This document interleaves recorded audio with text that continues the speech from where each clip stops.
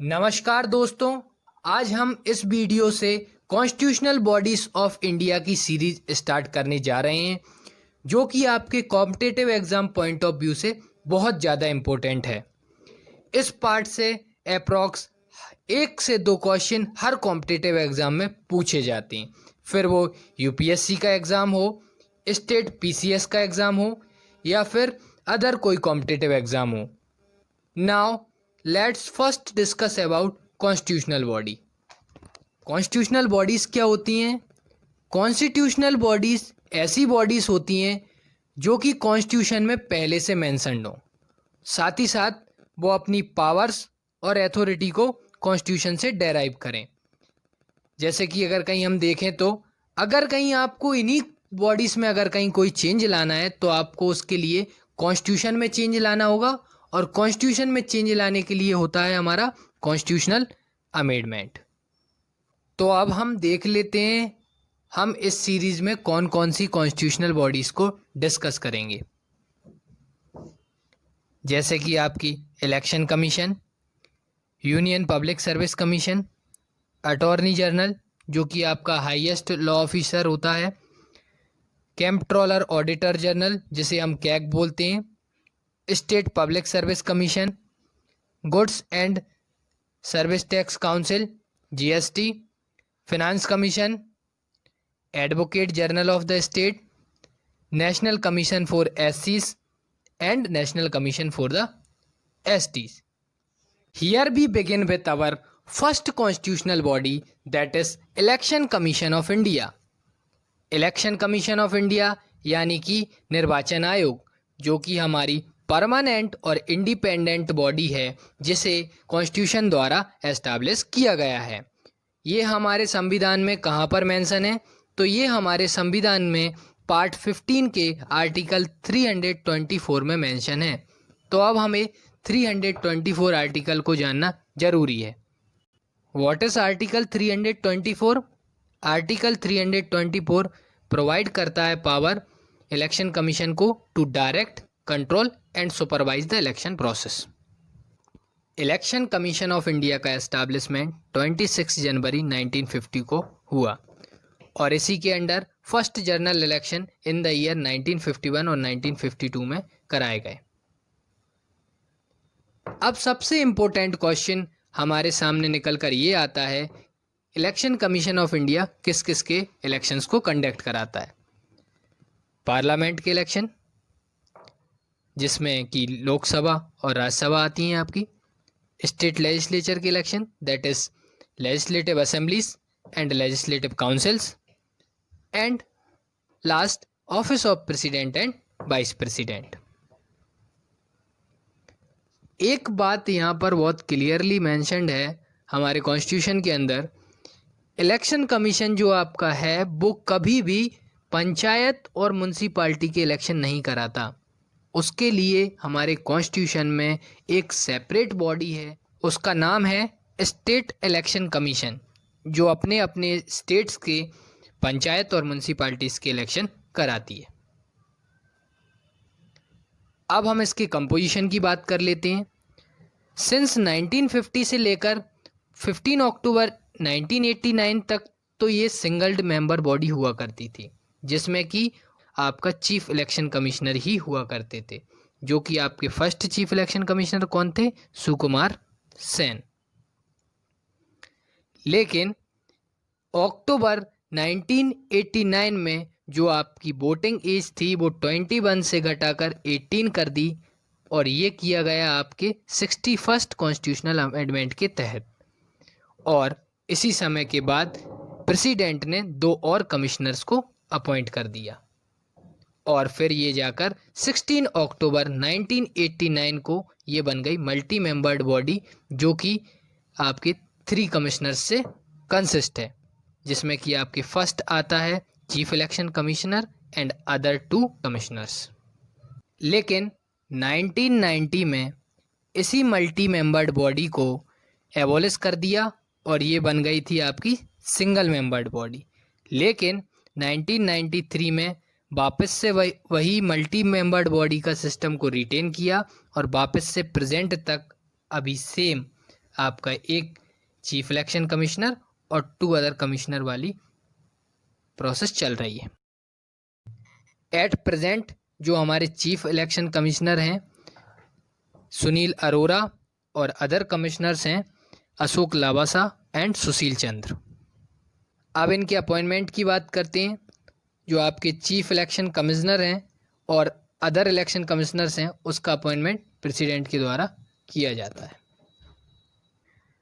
अब हम बात कर लेते हैं इनकी टर्म की, यानी कि कार्यकाल की। ये अधिकतम 6 वर्ष तक के लिए अपने कार्यकाल को संभाल सकते हैं, और अगर कहीं ये 65 वर्ष की इनकी आयु हो गई है तो उसके बाद ये अपना कार्यकाल नहीं संभाल सकते। इन दोनों में से जो भी कंडीशन पहले फुलफिल हो जाती है वही उनके टर्म के रूप में मानी जाती है। ये आपके माइंड में क्लियर होना चाहिए कि इलेक्शन कमीशन ऑफ इंडिया से रिलेटेड कोई भी क्वालिफिकेशन हमारे इंडियन कॉन्स्टिट्यूशन में स्पेसिफाइड नहीं है। अब हम पावर्स एंड फंक्शंस के बारे में डिस्कस करते हैं। इलेक्शन कमीशन ऑफ इंडिया के पावर्स एंड फंक्शन 3 पार्ट्स और 3 सब हेडिंग में डिवाइडेड है। First administrative function, second advisory function, third quasi judicial function. And its some of the functions and powers are issuing guidelines for the political party and candidates. सभी political parties और candidate को इलेक्शन से regarding पूरी guidelines को issue कराना। Next determining the electoral roll constituency, कौन सी constituency किसकी होगी ये बात भी डिसाइड करेगा election commission of India, whether it is Vidhan Sabha constituency और Lok Sabha constituency. Granting recognisation to the various political party and allocating them election symbol. Election commission ही political parties को सिंबल देगा और वही बताएगा कौन सी पार्टी नेशनल पार्टी होगी और कौन सी स्टेट पार्टी होगी। Next supervising the machinery of election through out the country. जो भी ईवीएम सेलेक्ट करना है और जिसके द्वारा इलेक्शन होगा वो सारा काम भी चीफ इलेक्शन कमिश्नर के द्वारा ही किया जाएगा। Revising electoral roll, electoral roll है उसको रिवाइज करने का काम, किसका नाम जुड़ना है किसका नाम हटना है। Registering of all eligible voters, जो कोई भी अपनी एज को 18+ अटेंड कर चुका है वो सारे एलिजिबल वोटर्स हो जाएंगे और उनका नाम किस तरीके से रजिस्टर्ड कराना है ये भी इलेक्शन कमीशन ऑफ इंडिया का एक इम्पोर्टेंट फंक्शन है। Next notifying the schedules and dates of election, कब चुनाव का शेड्यूल लॉन्च करना है, किस डेट को इलेक्शन होना है, कितने चरणों में होना है, ये सारी जिम्मेदारी भी इलेक्शन कमीशन ऑफ इंडिया की ही है। Advising the president on matter such concerning disqualification of MPs, अगर कहीं किसी भी एमपी के डिस्क्वालिफिकेशन की बात आएगी तो election commission of India advice करेगा प्रेसिडेंट से, और अगर कहीं यही बात किसी स्टेट की हो रही है एमएलए के लिए तो वो एडवाइस करेगा गवर्नर से। किस बूथ को कैंसिल करना है और किसको नहीं करना है ये भी डिसाइड करेगा हमारा इलेक्शन कमीशन ऑफ इंडिया। किस किस केस में होता है ये cancellation of booth, booth capturing, rigging, violence and other irregularities. यहाँ पर आप लोगों के लिए क्वेश्चन है, जो फंक्शंस मैंने आपको बताए हैं वो आपको क्लासिफाइड करके बताना है कि कौन सा एडमिनिस्ट्रेटिव है, कौन सा क्वासी जुडिशियल है और कौन सा एडवाइजरी है। अब हम कुछ इम्पोर्टेंट क्वेश्चंस को डिस्कस करते हैं हमारे टॉपिक से रिगार्डिंग, जिसमें कि आपका क्वेश्चन नंबर फर्स्ट है, who appoints chief election commissioner. Chief election commissioner को कौन अपॉइंट करता है, जिसमें कि ऑप्शन ए है parliament, B president of India, C prime minister, D vice president. जैसा कि मैंने आपको वीडियो में बताया था जो आपका चीफ इलेक्शन कमिश्नर है वो हमारे प्रेसिडेंट के द्वारा अपॉइंट किया जाता है, तो आपका आंसर हुआ ऑप्शन बी। सेकंड क्वेश्चन है, the election commission of India is not concerned with the election of. इसका मतलब है कि इलेक्शन कमीशन किसके इलेक्शन कंडक्ट नहीं कराता। ऑप्शंस हैं आपके, A president, B vice president, C panchayat and municipality, D all of the above. जैसा कि आपको मैंने बताया था कि पंचायत और म्युनिसिपैलिटी के इलेक्शन के कंसर्न में इलेक्शन कमीशन ऑफ इंडिया बिल्कुल भी नहीं रहता है। इसके जो इलेक्शन हैं वो स्टेट इलेक्शन कमीशन के द्वारा कराए जाते हैं। तो इसका आंसर क्या है आपका? Option C. थर्ड क्वेश्चन है, what kind of procedure should be followed to remove the chief election commissioner. Chief election commissioner को अपनी पोस्ट से रिमूव करने के लिए कौन सा प्रोसीजर फॉलो होता है?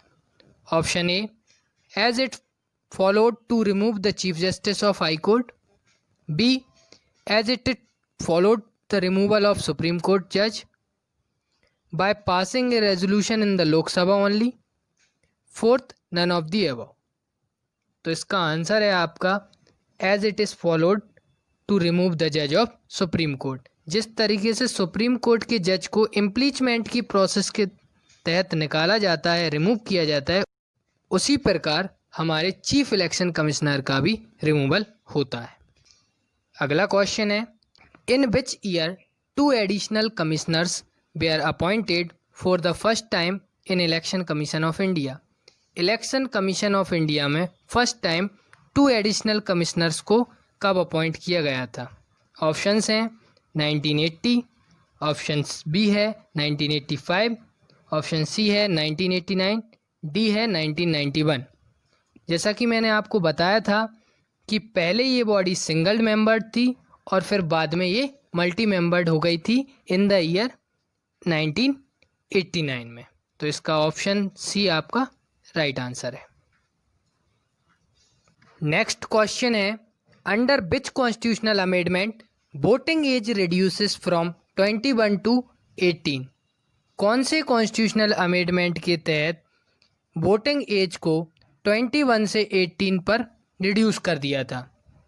ऑप्शंस हैं A 61st constitutional amendment, option B है 66th constitutional amendment, C 68th constitutional amendment, D 69th constitutional amendment. जैसा कि मैंने आपको बताया था ये हुआ था 61st कॉन्स्टिट्यूशनल अमेंडमेंट के तहत। तो आपका option A is the correct answer. Next question, which article of the Indian constitution says that there will be an election commission of India. ऐसा कौन सा आर्टिकल है जो हमारे इंडियन कॉन्स्टिट्यूशन का वो बताता है कि हमारे देश भारत में एक इलेक्शन कमीशन ऑफ इंडिया होगा? देखते हैं options. A article 124, B article 342, C article 324, D article 325। तो आपका इसका आंसर है option C article 324। Please like करें, शेयर करें और हमारे चैनल को सब्सक्राइब करें।